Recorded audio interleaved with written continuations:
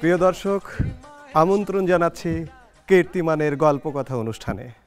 আপনারা নিশ্চয়ই জানেন যে আমাদের এই অনুষ্ঠানে নানা ক্ষেত্রে বরেণ্য মানুষদের জীবন এবং কর্ম উপস্থাপন করে থাকি এবং সেই সঙ্গে তাদের ভাবনাগুলো আমরা জানবার চেষ্টা করি।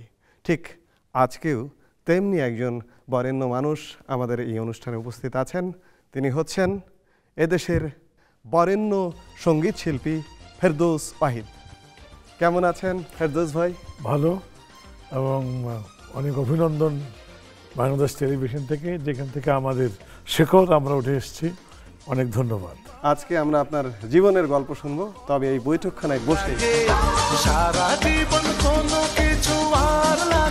আমরা আপনার জীবনের কথা জানবো, কিন্তু তার আগে আপনাকে নিয়ে আমরা একটি তথ্যচিত্র নির্মাণ করেছি, সেটি একটু দেখে আসবো। বরেণ্য সঙ্গীত শিল্পী ফেরদৌস ওয়াহিদের জন্ম 1952 সালের 26শে মার্চ ঢাকায়। তার পূর্বপুরুষের আদি বাড়ি মুন্সিগঞ্জের শ্রীনগর উপজেলার দক্ষিণ পাইকসা গ্রামে। তার বাবা ওয়াহিদুদ্দিন আহমেদ ও মা উম্মে হাবিবা নূরজাহান। 6 ভাই 3 বোনের মধ্যে তিনি সপ্তম। তার শৈশব কৈশোরের দিনগুলো কেটেছে ঢাকা ও কানাডায়। পড়াশোনা করেছেন saint Gregory school, Dhanmondi government boys school, Dhaka college ও ঢাকা বিশ্ববিদ্যালয়ে। ফেরদৌস ওয়াহিদের বাবা ছিলেন প্রচণ্ড সঙ্গীতানুরাগী একজন মানুষ।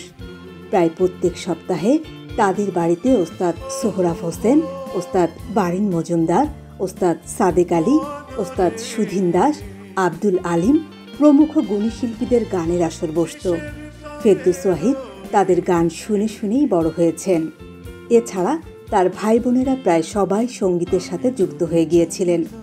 ফেরদৌস ওয়াহিদ 1970-এর দশকে প্রাতিষ্ঠানিকভাবে গান শেখা শুরু করেন। রবীন্দ্রসঙ্গীত শিক্ষার মধ্য দিয়ে শুরু হয় তার গানের যাত্রা। পরবর্তীতে লোকসঙ্গীতে তালিম নিয়েছেন। ওস্তাদ মদন মোহন দাস, ওস্তাদ সাদেক আলী, ওস্তাদ সোহরাব হোসেন এবং ওস্তাদ ফজলুল হকের কাছে তালিম নিয়েছেন। 1975 সাল পর্যন্ত তিনি নিয়মিত কানাডা যাওয়া আসা করতেন। সেখানে Tom Jones, Johnny Cash, Elvis প্রিসলির গান শোনেন। তাদের গান শুনে ও দেখে দেশে ফিরে তাদের অনুকরণে পাশ্চাত্য ও দেশীয় সুরের এক চমৎকার মেলবন্ধন তৈরি করে গান গাইতে শুরু করেন।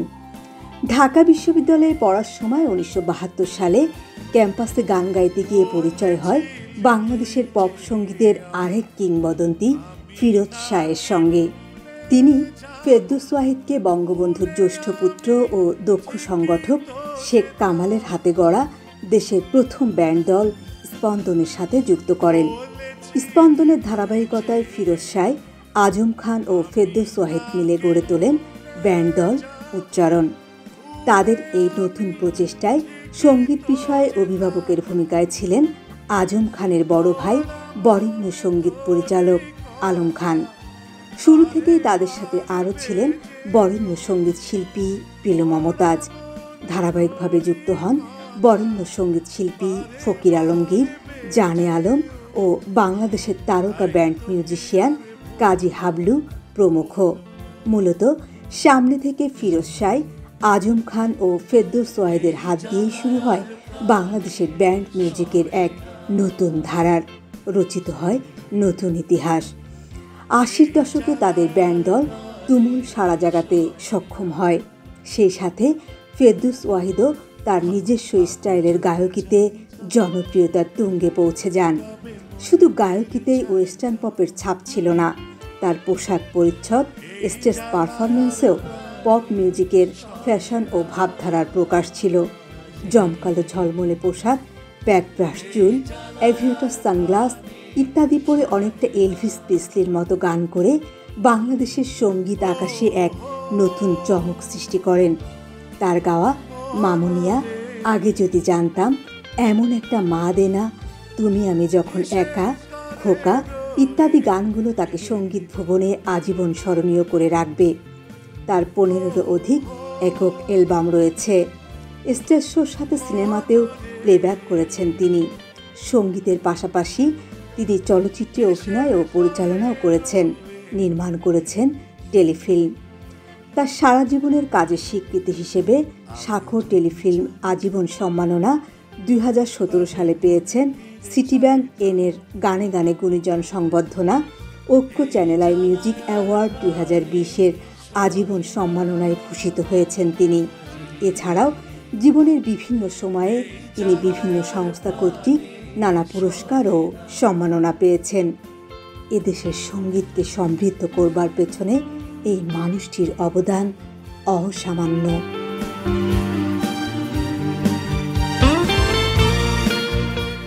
তথ্যচিত্রটি দেখে এলাম। আপনার জন্ম ঢাকায়, পৈতৃক বাড়ি বিক্রমপুরে, এবং ছোটবেলার বেশ খানিকটা সময় কানাডায় কেটেছে এবং বাকিটা সময় ঢাকা শহরে। কেমন ছিল সেই সব দিনগুলো? জন্ম আমার গ্যান্ডারিয়াতে, যৌবনটা কেটেছে আমার কানাডাতে। সেখানে যাওয়ার পর থেকে আমার আসা যাওয়াটা হয়। দেশ স্বাধীন হওয়ার আগে আমি ওখানে ছিলাম, স্বাধীন হওয়ার পর আমাকে ধরে রাখা যায়নি, ছুটে এসেছি। এরপরেও যাওয়া আসা চলেছে। আপনার যে ছোটবেলার যে কাটানো দিনগুলো, এই দিনগুলো কেমন ছিল? প্রতি রবিবার অনেক গুণী শিল্পীরা আমাদের বাসায় আসতো। আমি নামগুলো বলবো: আব্দুল আলিম সাহেব, ওস্তাদ বারান মজুমদার, ওস্তাদ সাদেক আলী, ওস্তাদ সোহরাব হোসেন। ওনারা আসতেন, আড্ডা দিতেন, গান বাজনা হতো। আমি আব্দুল আলিম সাহেবের পাশে বসে ঘন্টার পর ঘন্টা গান শুনেছি। আচ্ছা। এবং আমার মনে হয় এটি আমার মনে খুব আকর্ষণ, যেটা আমাকে আকর্ষণ করেছিল। এবং তারপর আমি 1966 সনে একটি ছায়াছবি দেখি। ওই ছবিতে নায়ক যখন গান করছিল, আমার নিজেকে খুব শিহরিত মনে হচ্ছিল যে এটা কিভাবে সম্ভব। তো আমি খুব বেশি আকর্ষিত হয়েছিলাম। এবং পরদিন আজকের প্রেস ক্লাবের উল্টো দিকে 4টি দোকান ছিল, লং প্লে রেকর্ড পাওয়া যেত। 9 টাকা 4 আনা দিয়ে একটি গান আমি কিনলাম, 45 RPM। এবং ধরতে গেলে ওটাই আমার হাতে খড়ি। আচ্ছা। আর গুরু, এখান থেকে আমার যখন আগ্রহটা হয়, আমার বাবা সেখান থেকে আমার জন্য একজন ক্লাসিক্যাল টিচার ঠিক করলেন, ওস্তাদ মদন মোহন দাস। এরপরে ওস্তাদ সাদেক আলী, ওস্তাদ সোহরাব হোসেন, সর্বশেষ আমি যাকে পেয়েছি ওস্তাদ ফজলুল হক। তো আপনি তো প্রথমে রবীন্দ্রসঙ্গীতের তালিম নিয়েছিলেন, পরে লোকসঙ্গীতেরও তালিম নিয়েছেন। আপনি যেটা বলছেন ওটা ছিল একদমই ছোটকালের কথা। আচ্ছা। ক্লাস 3-তে হ্যাঁ। আমি কিন্তু শখ করে, কেন জানি না, রবীন্দ্রসঙ্গীতই করতাম। একটি গান বেশি গাইতাম, মায়াবন বিহারিণী। আচ্ছা। আমার যে বাংলা টিচার ছিল সেন্ট গ্রেগরিজ হাই স্কুলের, উনি নিলয়বাবু, উনি বলতো, এই তুই গানটা গা। তো ওনাকে শোনাতাম, ও আমাকে বললো, তুই কিন্তু একদিন গায়ক হবি। এবং আপনি রবীন্দ্র, লোক এগুলো ছেড়ে পপ সঙ্গীতে কিভাবে এলেন? আমার যৌবন যখন যায়, যৌবনের আগে আমি কানাডা যাই। সেখানে যখন আমি টিভি দেখতাম, তখনই চ্যানেল ছিল, আমি কিন্তু সেই 60-এর দশকের শেষ দিকের কথা বলছি, 40-50টা চ্যানেল তখনই ওদের ছিল। অর্থাৎ পপ সঙ্গীতের একদম শুরুতে, একদম শুরুতে যখন স্বর্ণযুগ, ইউরোপ আমেরিকায় যখন শুরু হলো। আমি বিশেষ করে বলবো Elvis Presley, Tom Jones, Engelbert Humperdinck, Johnny Cash, অনেকেই। এই এলভিস প্রেসলির, ক্লিফ রিচার্ড ছিল তার, যার সঙ্গে আমার দেখা হয়েছিল। এলভিস প্রেসলির গান আমাকে এত বেশি টানতো, তার স্টাইল, তার পোশাক, তার চলন বলন, তার কথা, সব কিছু আমি এমনভাবে দেখতাম। তার লাইভ প্রোগ্রাম দেখার সৌভাগ্য হয়েছে। এগুলো থেকে আমি মনে মনে ভাবতাম যে কবে আমি পারবো। আস্তে আস্তে দেশ চলে গেল স্বাধীনতার মুহূর্তে, এবং তখনকার একটি পরিকল্পনা ছিল দেশ স্বাধীন হওয়ার পর আমি চলে যাব, এবং এই সঙ্গীতটাকে, এই যে নেচে গিয়ে পারফরমেন্স করে, যেটা আমরা কখনো কল্পনাও করিনি, এটা আমার দেশে আমি যেভাবে পারি আনতে চেষ্টা করব। এটাই ছিল শুরু। একটি স্বাধীন দেশের যে প্রাথমিক প্রতিক্রিয়া হয়, আমি স্বাধীন, আমি কিছু করতে পারবো, এই দেশটি আমার, এই ফিলিং থেকে তখন আমার কিন্তু সেইটা মাথায় রয়ে গেছে। স্বাধীনের পর আমার সঙ্গে ফিরোজ শাহের সঙ্গে পরিচয় হয়, খুবই ঘনিষ্ঠভাবে আমার গান শুনে তার খুবই ভালো লাগলো, এবং আমার সঙ্গে প্রায়ই তার কথা হতো। বেশি দিন নয়, আসার 2-1 মাসের মধ্যে আমি কথা তুললাম যে এমন কিছু কি করা যায় ইউরোপ আমেরিকাতে খুব যন্ত্রসঙ্গীতগুলো আর আমাদের দেশের যে বেসিক কালচার, ফোকটাকে ব্লেন্ড করা যায় কিনা। ও অনেকক্ষণ তাকিয়েছিল, বললো কেন যাবে না, এটা তো চমৎকার একটি আইডিয়া। তখন আজম খানের সঙ্গে ও আমাকে পরিচয় করে দিল। এই পরিচয়ের মধ্যে আমাকে ধরা হলো কি করা যায়। তো ঢাকা ইউনিভার্সিটি তৎকালীন রেজিস্ট্রারের ছেলে এনায়েতুল্লাহ খান, ও আমার ক্লাস ফ্রেন্ড ছিল, ওকে বললাম যে কি করা যায়, তুমি আমাকে কি হেল্প করতে পারো। বলে আমার তখন হোটেল ইন্টারকন্টিনেন্টাল ছিল, যেটা আবার ফিরে এসছে, যে ওখানে এক বাঙালি গ্রুপ প্রত্যেক রবিবার তারা শো করে, তুই আমার সঙ্গে চল, পরিচয় করিয়ে দিই, দেখ কি বলে। আমি ফিরোজ শাহকে নিয়ে নিলাম। ওদের শো চললো রাত 11:30 পর্যন্ত। শো শেষ হলো, ওদের সঙ্গে বসলাম, কফি খাচ্ছি এবং তাদেরকে প্রস্তাবটা দিলাম। প্রথমে তো ওরা বাংলা গানে কিভাবে, তো ইংরেজি গান করে, এটা কিভাবে সম্ভব না, কেন, সবই তো সাত সুরের খেলা। তো ওদেরকে আমরা দাওয়াত করলাম, আসলো, আজম খানকে ডাকলাম, সবাই মিলে আলোচনা করার পর ওরা কিন্তু রাজি হলো। আচ্ছা। এবং কি করা যায়, তখন আলম খান সাহেব, বিখ্যাত সঙ্গীত পরিচালক সুনাম আজম খানের ভাই, তাকে গিয়ে ধরলাম, যেভাবেই হোক আমরা একটা কাজ করব, আপনি শুধু আমাদেরকে একটু ছায়া দেবেন। সোজা চলে গেলাম ঢাকা রেকর্ড কোম্পানি। 263 টাকা ছিল হাফ শিফট। আচ্ছা। এবং আমার মনে আছে আজকের ক্যাটসায়ের যে স্বত্বাধিকারী, ও দিয়েছিল সাইদ সিদ্দিকী রুমি সবচেয়ে বড় অঙ্কটা, গোলাম সারওয়ার, মাসুদ রহমান, শামীম নামে এক ছেলে, আমি, আমাদের টিফিনের টাকা, বাবার পকেট কেটে টাকা, চুরির টাকা মিলিয়ে ওদিন খাওয়া দাওয়ার 100 টাকা বাজেট, আর মোট 350 টাকা নিয়ে আমরা নামলাম। আচ্ছা। এবং স্টুডিও বুক, সবাই আসলো, 4টা গান করলাম। আলম খান সাহেব আমাকে ডাকলেন, ডেকে বললে, তোমার গলা আমি শুনলাম, খুব ভালো লাগলো, তুমি কি ছবিতে গান করবে? আমি খুশিতে নাচবো না কাঁদবো আমি নিজেই যাচ্ছিলাম না। আমি তো বলেই ফেললাম আমি কিন্তু ভোরেই চলে আসবো। ইতিমধ্যে আমি আলম খান সাহেবের কাছে গেলাম, ওনাকে যে ভোরের থেকে বসা, তারপর আমার মনে হয় আমার আন্তরিকতা এবং ইচ্ছাটাকে উনি বুঝতে পেরেছিলেন এবং আমাকে সুযোগ করে দিলেন। প্রথম ছবি আসামি হাজির।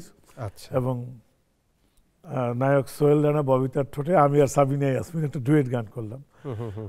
আমার পৃথিবী তুমি, তোমার পৃথিবী আমি, কিছু চাওয়া পাওয়া, কিছু ভালোবাসা, এই জীবনটা ঘিরে থাক না। আমার পৃথিবী তুমি। সেরকমই হিট করেছিল গানটি। জি। এই যে যখন তোলপাড়, তখন আমার ডাক পড়লো আবার ঢাকা রেকর্ড কোম্পানির। আমার হাতে 10টা সিডি দিল, সিডি তো না, রেকর্ড, বললো এই তোমাদের রেকর্ড বারে হচ্ছে। তো সোজা আজম খানের বাসায় চলে গেলাম। তারপর ওর রেকর্ডটা ওর হাতে যখন দিলাম, আমার ওর প্রতিক্রিয়াটা এখনো মনে পড়ে। আচ্ছা। সেটা ও আমার দিকে অনেকক্ষণ তাকিয়েছিল। তো ও বললো, তোরটা কই? আমি বললাম, আমারটা তো এখন হবে না, আমারটা তোর পরে, দুটোর করে বাড়াবে। তুই আমারটা নাম দিলি, তোরটা দিলি না কেন? আমি কেন দিব না, তোরটাই তো আগে আসবে, তোর গান তো একরকম, আমারটা তো রোমান্টিক, দেখ না আমার বিশ্বাস কি ঘটে তোর গানে। ও খুব খুশি, ওর খুশিটা আমি কোনোদিন ভুলবো না। এরপরে তো সিডিটা বার হলো, ওরে সালেকা মালেকা হাইকোর্টের মাঝে আজম খান নামেই বার হয়েছে। এবং বাংলাদেশের আকাশে তখন মনে হলো যে নতুন একটা কিছুর আগমন ঘটলো, নতুন ঢং, নতুন কথা, নতুন সুর, নতুন স্টাইল। আমাদের বব ডিলান আজম খান চলে এলো এবং ওই সময়ে সর্বোচ্চ 7,500 কপি বিক্রি হলে বলা হতো মেগা হিট। আমরা তো মহা খুশি যে নতুন একটা দিগন্ত উন্মোচিত হলো। আমি যদি বলি আজকে যেখানে বসে আমি কথা বলছি, আমি সবচেয়ে বড় সহযোগিতা আমরা পেয়েছি এই বিটিভির থেকে, যেটা আমরা ভাবিও নি, আশাও করিনি। আব্দুল্লাহ আবু সাইদ স্যার আমাদের নিয়ে আসলেন সপ্তবর্ণ অনুষ্ঠানের মাধ্যমে। আব্দুল্লাহ আবু সাইদ স্যারকে বললাম, স্যার আমি একটি গান করব। গানটা শুনলো উনি দুবার, শুনে বলল, গান তো তুমি করবেই, তবে তোমাকে আগামী একটি কথা বলে দিই, আজ থেকে 20 বছর পরে দেখবে গানটি একই জনপ্রিয় থাকবে। আচ্ছা। তো গানটিকে বললাম, স্যার আমি একটু ভিন্নভাবে করবো। এরকম এটা মনিটরে লিপস, গানটি বাজবে, আমি ঠোঁট মিলাবো। টেকনিশিয়ানকে ডাকা হলো, আসলো, বললো হ্যাঁ এটা কোনো ব্যাপার না। এই প্রথম বিটিভিতে কিন্তু আমার ভাগ্যে জুটেছিল লিপসিং। গান বেরোলো, সুপার ডুপার হিট। পরের ঈদে নওয়াজেশ আলী খান সাহেব ছিলেন, তারপরে মুস্তাফিজুর রহমান ছিলেন, ওনাদের ডাক আসলো। আমাদের পুরা স্পন্দন শিল্পী গোষ্ঠী, এর মধ্যে আজম খানের গান, সব মিলিয়ে একটি দুটি, কোনোটায় দুটি, আমাদের নিয়েই 1 ঘন্টা প্রোগ্রাম। এবং সে প্রোগ্রামগুলো দেখার জন্য আমি বলবো যে তখনকার যুগে সাদা কালো টিভিতে 3 লক্ষ যদি দর্শক হতো, সেটাকে বলা হতো সুপার ডুপার হিট। আমরা যে টিআরপি বলি, টিআরপি, হ্যাঁ, এখন তখন ওটা ছিল 3 লক্ষ হলেই। তো জরিপে এসেছিল আমরা 3 লক্ষের উপরে চলে গিয়েছিলাম। বিটিভির এই সহযোগিতা না পেলে আমরা কিন্তু এত দূর এগোতে পারতাম না। এটা কিন্তু চরম সত্য কথা। আপনি পড়াশোনা করেছেন ঢাকা বিশ্ববিদ্যালয়ে, ঢাকা বিশ্ববিদ্যালয়ে পড়াশোনা করেছেন, কিন্তু পেশা হিসেবে আপনি কি প্রচলিত কোনো পেশায় গেছেন নাকি সঙ্গীতকেই মূল পেশা হিসেবে নিয়েছেন? না, এটা একটু মজার ব্যাপার। আমি সঙ্গীতে পেশায় আসবো আমি ভাবিনি। ভেবেছিলাম যে ইন্টারন্যাশনাল রিলেশনস থেকে আমি চলে গেলাম পলিটিক্যাল সায়েন্সে। তো ওখানে আমি একটা ভাবনা ছিল যে আমি টিচিংয়ে যাব। আরেকবার ভাবলাম যে আমি আমার বাবার ব্যবসাতেই হয়তো বাজাবো। কোনোটাই হলো না। যখন গানে আমি গেলাম, গান যখন আমাকে প্রথম দিনই লুফে নিল, তখন কে আর পারে তাকে ছেড়ে যেতে। তো গানের প্রতি ভালোবাসা আমার সেই দিন ওই মুহূর্তেই জন্ম নিয়েছিল, আর আমি যেতে পারিনি। সেই সময়ের কথা বলি কিংবা আজকের কথা বলি, সঙ্গীতকে কি ফুল টাইম পেশা হিসেবে নেওয়া কি সম্ভব? 81 থেকে বিশেষভাবে এটা শুরু হয়েছে। ততদিনে কিন্তু অনেক ব্যান্ড চলে আসছে, মাইলস, ফিডব্যাক, ভেনেসা, এদের কিন্তু ক্যাসেট বিক্রি হওয়া শুরু হলো। তখনই কিন্তু আমরা পেশা জিনিসটা কি হতে পারে আমরা কিন্তু একটু একটু বুঝতে শিখি। ওরা এসেই শিখলো, তো পেশাটাই হয়ে গেল পরে। তখন আমি আর আমার সারা জীবনে একমাত্র শিল্পকলা একাডেমিতে 5 বছর একটি ডিরেক্টর ট্রেনিংয়ে আমি ছিলাম। এটা ছাড়া আমার জীবনে গান বাজনা ছাড়া আর কিছুই হয়নি, কিছু গড়িও নি। আপনি সদা সর্বদা স্বাধীন থেকেছেন, স্বাধীন পেশাজীবী হয়েছেন, কিন্তু আমাদের অভিভাবকদের কখনো কখনো দেখা যায় যে ওই বিষয়ে পড়তেই হবে কিংবা ওই পেশায় যেতেই হবে। আপনি এটিকে কিভাবে দেখেন? এটা এক একটা বাবা মার চয়েস থাকতেই পারে যে আমার ছেলে ডাক্তার হবে, আমার ছেলে ইঞ্জিনিয়ার হবে।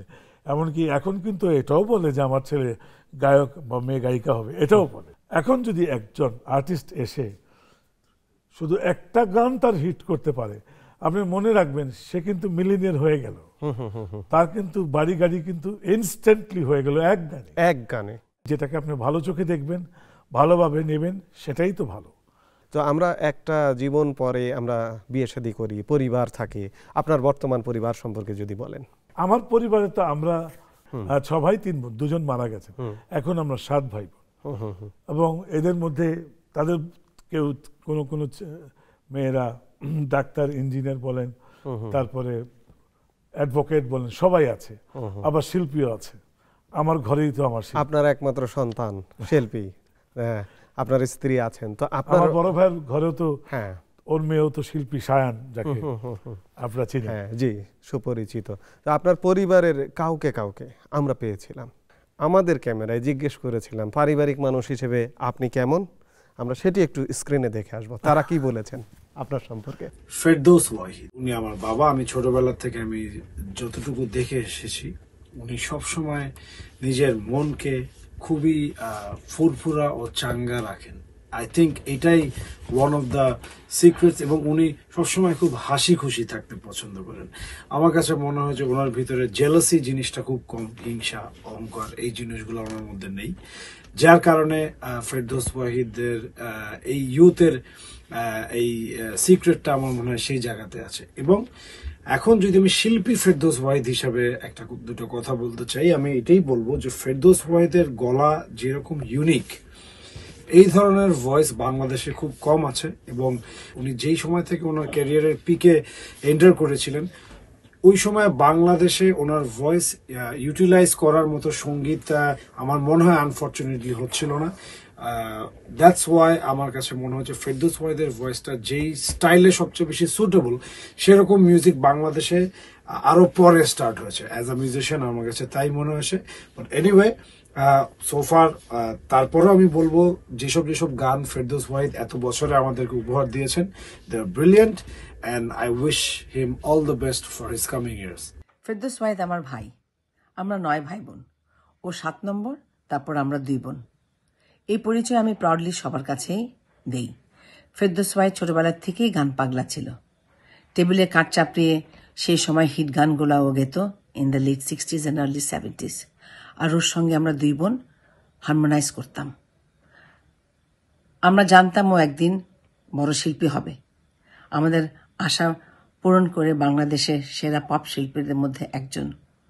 ওর অনেক হিট গান আছে, যেমন এমন একটা মাদেনা, মামুনিয়া, আগে যদি জানতাম, আরো অনেক গান জনপ্রিয় হয়েছে। আমার ফেভারিট পলাতক সময়ের হাত ধরে। ওর মুখে শুনতে পারলাম ও নাকি গানের জগৎ থেকে রিটায়ার করবে। আমার মনে হয় এটা একটা কমপ্লিটলি ভুল ডিসিশন। শিল্পীর জীবন কখনোই শেষ হয় না। টম জোন্স গত বছর তার জন্মদিন পালন করলেন 80 বছরের। কি চমৎকার তার গলা এখনো, কি চমৎকার সে গান গাইল। আমার মনে হয় ফেরদৌসেরও বয়সের সঙ্গে সঙ্গে ওর গলা অনেক মিষ্টি হয়েছে। ভাই, তুমি গান গেয়ে যাও, গান গাওয়া বন্ধ করো না। তোমার গলার গান আমরা আরো অনেক দিন শুনতে চাই। ভালো থেকো, অ্যান্ড অল দ্য বেস্ট। আমি হাবিব ওয়াহিদের মা, মিসেস ফেরদৌস ওয়াহিদ।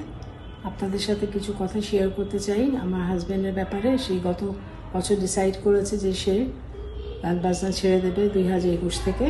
তা আমি সবসময় এটা চাইনি যে সে গান বাজনা ছাড়ুক, বিকজ সে গান তার অনেক একটা বিশাল তার প্রাপ্তি, এবং তার আমার সাথে পরিচয়ে গান দিয়ে প্রথম পরিচয় হয় স্মৃতির সেই পটে।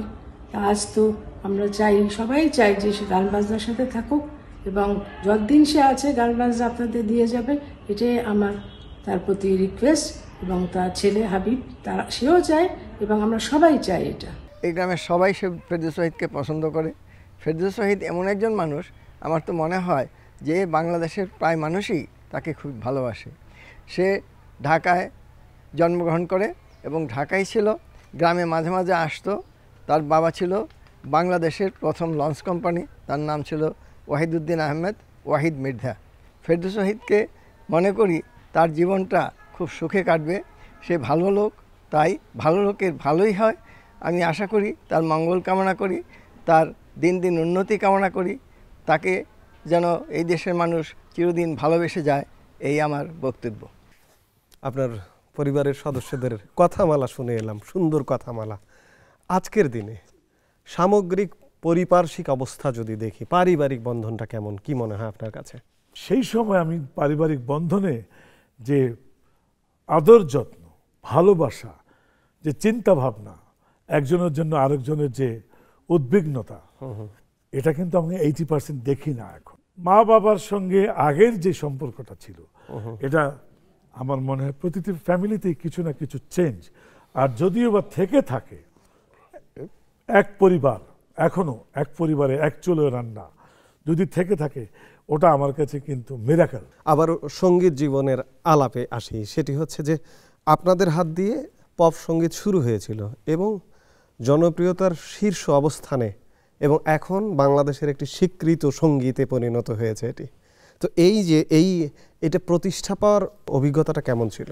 আমাদের সবচেয়ে বেশি সহজ হয়েছিল দেশ স্বাধীনতার কারণে। আচ্ছা, নতুন দেশে এবং নতুন প্রজন্মে যে নতুন জিনিসটা চায়, তা আমরা পেয়েছি রাষ্ট্র থেকে, এবং এই সহযোগিতা। আর যদি বলেন প্রতিকূলতাও পেয়েছি আমরা। কিছু গুণীজন, কিছু সুধীজন, কিছু শ্রোতা, তাদের কাছে মনে হচ্ছিল এ যেন আমাদের নয়, এ যেন ধার করা একটি সংস্কৃতি। সুতরাং আমি বলবো, it is the one day may come, it will be one culture. আপনি জনপ্রিয়তার তুঙ্গে এমন একটি সময় 1986 সাল, আপনি সেই সময় আবার কানাডায় চলে গিয়েছিলেন। কেন, কি কারণে, কোনো অভিমান? আমি গিয়েছিলাম, আমার যেটা মনে হয়েছিল যে আমার একটা গ্যাপ দরকার। এই গ্যাপে আমার 13 বছরের একটা গ্যাপ ছিল। আমি কানাডা চলে গেলাম। আমি যখন আসলাম তারপর পরই হাবিব যায়। জি, তখন কিন্তু আমার কণ্ঠ ছিল, সব ছিল। এই গ্যাপটা কিন্তু আমাকে আবার অনেকটা দূরে সরিয়ে দিয়েছিল সবার থেকে। তো হাবিব আসার পর বলে, তুমি গান টান করো না কেন? আমি চেষ্টা তো করি, নেয় না কেউ আমাকে। আচ্ছা, তোমাকে আমি গান করাবো, আবার তুমি রেডি হও। সেই যে হাবিব ধরলো, হ্যাঁ, আর 3-4 বছর লেগেছিল আবার আমার জনপ্রিয়তার টোটাল জিনিসটা ব্যাক করতে, আবার কাম ব্যাক করতে। ঠিক এমনিভাবে বলবো যে আপনি অতি সম্প্রতি কমাস আগে ঘোষণা দিয়েছেন 2021 সালের 1 জানুয়ারি থেকে পেশাগত সঙ্গীতে আর থাকবেন না, আর গান গাইবেন না পেশাগতভাবে। কেন, এটা আমি কিন্তু করেছি খুব ভেবে চিনতে। আমি যে কদিন বেঁচে আছি, আমি একটু ভালো মতো এটি সম্মান নিয়ে বাঁচতে চাই। আমাকে দূর দূর করে ছড়ে ফেলে দেওয়ার আগে আমি চলে আসতে চাই। তো আমি 3টা জিনিস শর্ত দিয়েছি আমার মধ্যে। সেগুলো আমি হাবিবের গান ব্যাকগ্রাউন্ড থেকে করব, যদি আমার মনের মতো হয়, আর হইচই প্রেম মার্কা গান নয়।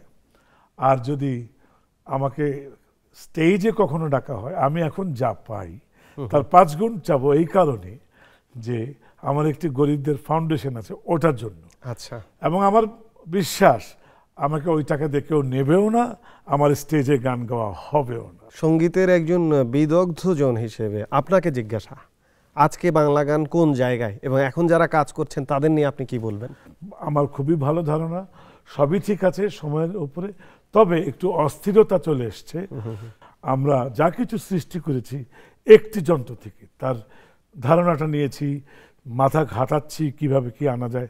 এখন সেটি নেই, এখন আপনি সিনথেসাইজারে গেলে, আপনি কম্পিউটারে চলে গেলি, বহুত কিছু আপনার সামনে চলে আসছে, আপনি চট করে ধার নিতে পারছেন, নিয়ে একটা জোড়া লাগানো একটা কিছু সৃষ্টি করতে পারছেন। তো আমার মনে হয় যেটা, এই অস্থিরতাটুকু যদি আমরা একটু সয়ে নিতে পারি, আমরা বরাবরই সে যতই টেকনোলজিক্যালি হাই হোক না কেন, আর মানুষের জীবন যতই ব্যস্ততায় আসুক না কেন, ভালো গান সৃষ্টি অবশ্যই হবে। আজকে এই প্রজন্মের একজন শীর্ষ গায়ক বলবো যে আপনারই সুযোগ্য সন্তান হাবিব ওয়াহিদ, পিতা হিসেবে আপনি তাকে কিভাবে মূল্যায়ন করবেন? আমি ওকে বলি যে দেখো তোমার কতগুলো জিনিস আমার ভালো লাগে, সুর সঙ্গীত এগুলো নিয়ে কম্প্রোমাইজ করে না, এবং অরুচিকর কথার গান আমি তাকে দেখেছি, অনেক টাকার বিনিময়ও সে করেনি। তারপরে ওকে আমি বলি যে তুমি মাত্র সঙ্গীত জগতের সিঁড়িতে প্রথম ধাপে আছো, তোমাকে এই ধাপগুলো পার হয়ে দোতলায় উঠতে হবে। আর যদি আমি বেঁচে থাকতে দেখতে পারি, ভাববো আমার ছেলে এবং আমার সন্তান একটি সঙ্গীতের জায়গায় এসে পৌঁছেছে। আর না দেখতে পারলেও আমি দোয়া করি তুমি পৌঁছো। আপনার কর্মের সঙ্গে যুক্ত বহু মানুষ আছেন, আপনার শুভাকাঙ্ক্ষী, আপনার বন্ধু, আমরা তাদেরকে পেয়েছিলাম, আমাদের ক্যামেরায় তারা কথা বলেছে, আমরা সেটি একটু দেখে আসবো। কণ্ঠশিল্পী ফেরদৌস ওয়াহিদ, তাকে আমি প্রায় 22-23 বছর ধরে ব্যক্তিগতভাবে চিনি। তার কণ্ঠ সম্পর্কে তার এক বন্ধু বলেছিলেন, ফেরদৌস ওয়াহিদ কণ্ঠ দিয়ে অভিনয় করে। তার সম্পর্কে আমিও মাঝে মাঝে বলি, তিনি যদি এমন একটা মা দেনা গানটি গাওয়ার পর আর কোনো গান নাও গাইতেন, তারপর তিনি একজন কণ্ঠশিল্পী হিসেবে নিজেকে পরিচিত করতে পারতেন, মানুষ তাকে মনে রাখত। পরপর 3টি প্রজন্মকে তিনি গান শুনিয়ে আনন্দ দিয়েছেন, উৎসাহিত করেছেন, উজ্জীবিত করেছেন। আপনি বাংলাদেশের সেই কণ্ঠশিল্পী যার রয়েছে 5 বছর শিশু থেকে 75 বছরের প্রবীণ ভক্ত। আপনি কেন গান থেকে দূরে থাকবেন? ফেরদৌস ভাইয়ের প্রতি বিনীত অনুরোধ, আপনি আবার গানে ফিরে আসুন। পৃথিবীর বিভিন্ন প্রান্তে ছড়িয়ে থাকা আপনার ভক্তদের জন্য, বাংলাদেশের মানুষের জন্য, শিশুদের জন্য নতুন কিছু গান উপহার দিন। আপনি সুস্থ থাকুন, আপনি দীর্ঘদিন আরও কাজ করে যান, আমাদের মাঝে থাকুন। শুভকামনা আপনার জন্য। ফেরদৌস ওয়াহিদ তো একটা জনপ্রিয় শিল্পী আমাদের শিল্পী জগতে, তার অতুলনীয় একটা প্রতিভা সে গায়ক হিসাবে। কিন্তু ফেরদৌসের একটা আলাদা একটা দিক আছে যেটা হয়তো অনেকে কেউ জানে না। সে খুব মানবিক কাজ করে, সে গ্রামে গঞ্জে গরিব মানুষদের খুব সাহায্য করে, এবং এমনও হয়েছে যে সে আমার একটা বাড়িতে সে একটা রুম নিয়ে রেখেছিল যেখানে সে গরিব মানুষদের গ্রাম থেকে এনে এখানে সে চিকিৎসা করত। তো যাই হোক, আমি তার শুভকামনা করি, সে দীর্ঘজীবী হোক এবং সে এই অসাধারণ প্রতিভা নিয়ে বাস করুক আমাদের মাঝে, এটাই আমি চাই। ফেরদৌস ওয়াহিদ একটা গড গিফটেড শিল্পী। এত চমৎকার তার দরাজ গলা, এত চমৎকার তার গায়কি, এত চমৎকার তার পারফরমেন্স ছিল যে অসাধারণ। যারা 74, 73, 75, 76, 77 তারপরও যারা দেখেছে তার সেই কালজয়ী গানগুলি, যেগুলি এমন একটা মা দেনা, স্মৃতিরও সেই পটে, আগে যদি জানিতাম, বহু গান আমার সুরে অনেক গান করেছে। আমারও সৌভাগ্য হয়েছে ওকে দিয়ে গান করানো। মানুষ হিসাবে সে খুব হাসি খুশি এবং বন্ধু বৎসল মানুষ, সবাইকে আপন করে নেয়। এখন পর্যন্ত আমাদের সেই যোগাযোগটা আছে, একজনের প্রতি আমাদের একজনের ভালোবাসা ওরকমই আছে। আমি সবসময় দোয়া করি তার জন্য সে সুস্থ থাকুক, সবসময় গান করুক। হ্যাঁ, আল্লাহর কাছে এই প্রার্থনা করি।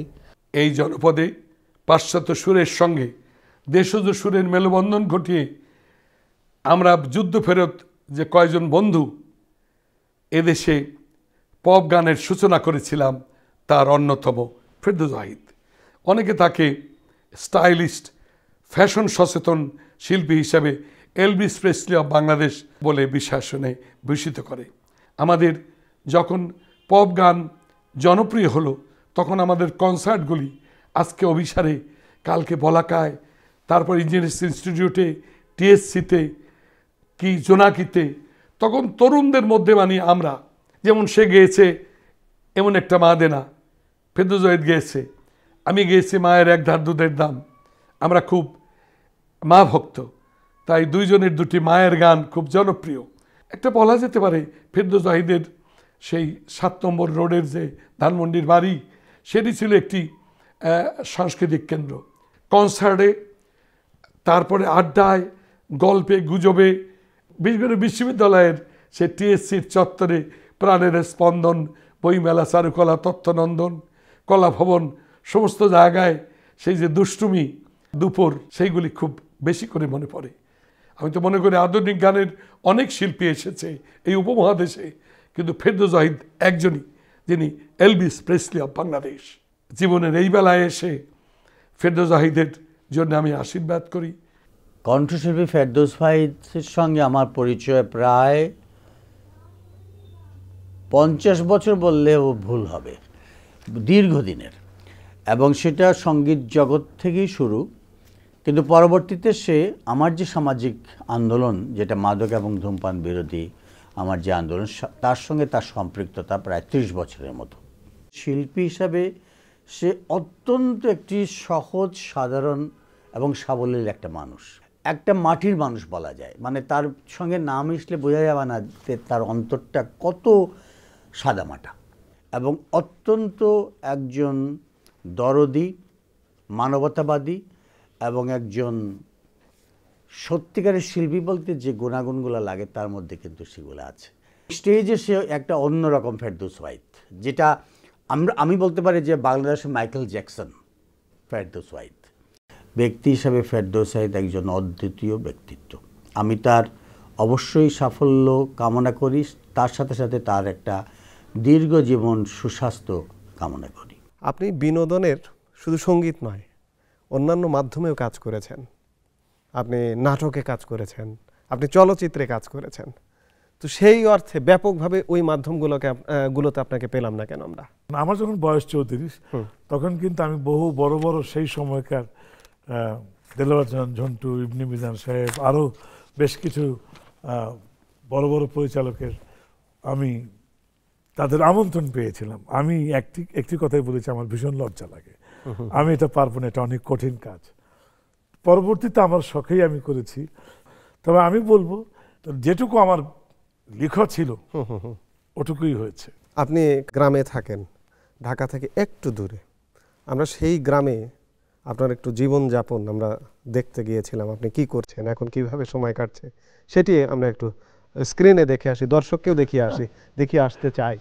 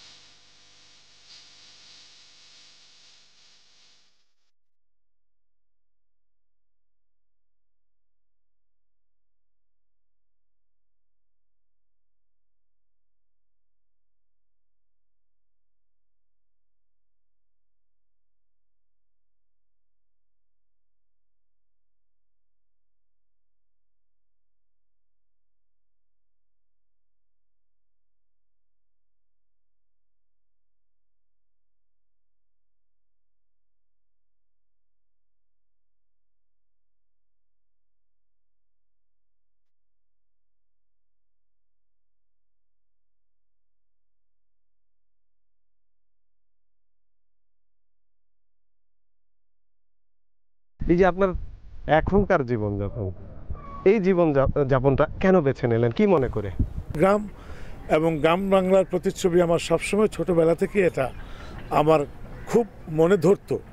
যখন ভাবলাম যে দেশে বাবার একটি ভিটা আছে, কেন ওখানে যাচ্ছি না, ঢাকা তো কাছেই। আর আমাদের এখন যে সুন্দর মাওয়া রোড করে দিয়েছে আমাদের বর্তমান সরকার, যেটা এটি তো অভূতপূর্বভাবে ঢাকায় যাতায়াত কোনো ব্যাপারই না। তো আমি ঢাকায় থেকে যদি কাজকর্ম করতে পারি, মাঝে মাঝে যাই, আর ঢাকায় বসে আমি নিশ্চয়ই গ্রামের এই হাওয়া, এই পানি, এই পরিবেশ কখনোই পাবো না। এই পুরো পরিবেশটা আমাকে টানে। আচ্ছা, যেই কারণে আমার এখানে স্থায়ী বসবাসের জন্য।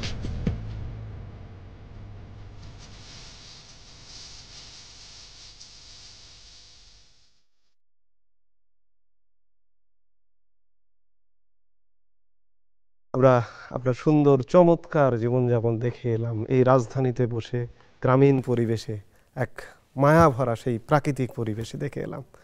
আপনার জন্ম ঠিক পাকিস্তান পর্বে, ভাষা আন্দোলনের উত্তাল সময়, এই সময় বাংলাদেশ কেমন দেখছেন? যখন আমি স্বাধীনতার পরে আসলাম, এটি নতুন বাতাসের গন্ধ আমি পাচ্ছিলাম। জীবন্তভাবে বেঁচে থাকার সময়ে যদি জীবনকে উপলব্ধি করতে হয়, তবে তার একটি স্বাধীনতা চাই। সেটি আমার বাংলাদেশ, বঙ্গবন্ধু আমাদের নেতা, তার মাধ্যমে আমরা আজকে সুন্দর একটি দেশ পেয়েছি। চলছি এগিয়ে, বাকিটা খোদা জানে। 50 বছরে যা পেয়েছি, 500 বছরেও তো সেটা পাইনি। কতটা দেখে যেতে পারবো জানি না, তবে মন তো চায়, আমিও দেখতে চাই পৃথিবীতে উন্নয়নশীল দেশের পাশে আমার দেশের নামটাও। আপনি সঙ্গীতের মানুষ, আমরা সঙ্গীত দিয়েই আমরা অনুষ্ঠানটা শেষ করতে চাই। আমি যে গানটি করতে চাই একটু পটভূমি দেই। আমি গানটা 2 বছর পর্যন্ত গানটার মানেটা কখনো সত্যিটা জানতাম না, আমি জানতাম আরেকটা। 2 বছর পর আমি গানের রচয়িতাকে জিজ্ঞেস করি, গানটা তুমি কিভাবে লিখেছো, কি মনে করে? আমাকে বলে, তুমি কি মনে করে গিয়েছো? বলে, আমি আমার মাকে ভেবেছি। বলে, আমি কিন্তু তা মনে করে লিখিনি, আমি লিখেছি আমার দেশ মাকে মনে করে।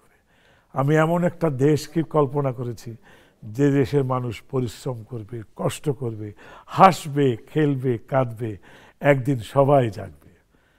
এমন একটা মা দে না, এমন একটা মা, যে মায়ের সন্তানেরা কাঁদবে।